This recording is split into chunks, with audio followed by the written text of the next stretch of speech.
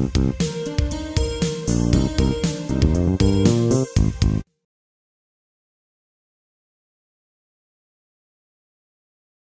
Pinel, bonjour. Quels sont les principes et enjeux de la mission ?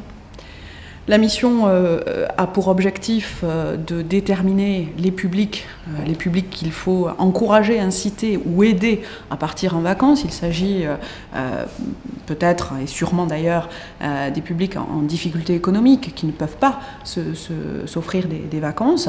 Mais il y a aussi des publics qui ont des freins culturels, des freins sociologiques, barrières culturelles, une forme d'autocensure. Et nous devons regarder quels sont ces publics-là.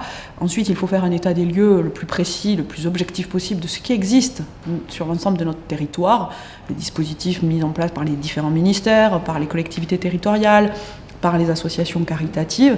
Aujourd'hui, beaucoup agissent, mais finalement, ceux qui en auraient besoin ne le savent pas. Donc il faut regarder cela et ensuite expérimenter, tester des mesures.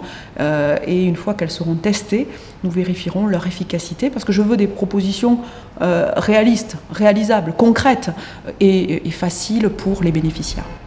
Quelles sont les pistes de réflexion ? D'abord sur les publics, les cibles, les jeunes. Vous le savez, 3 millions de jeunes sont exclus du départ en vacances.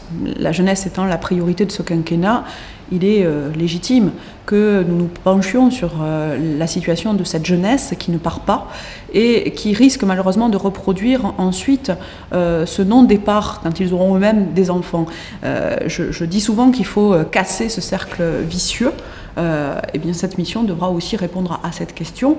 D'autres cibles, notamment les familles monoparentales, pour les jeunes enfants qui n'ont pas la chance de partir en vacances parce que leur mère ou leur père ne peut pas les accompagner, ne peut pas les aider financièrement à partir. Il faut donc regarder tout ça de près et faire des propositions, les tester pour voir si elles sont efficaces et ensuite les généraliser. De quelle manière avez-vous choisi Madame Buisson pour effectuer cette mission ?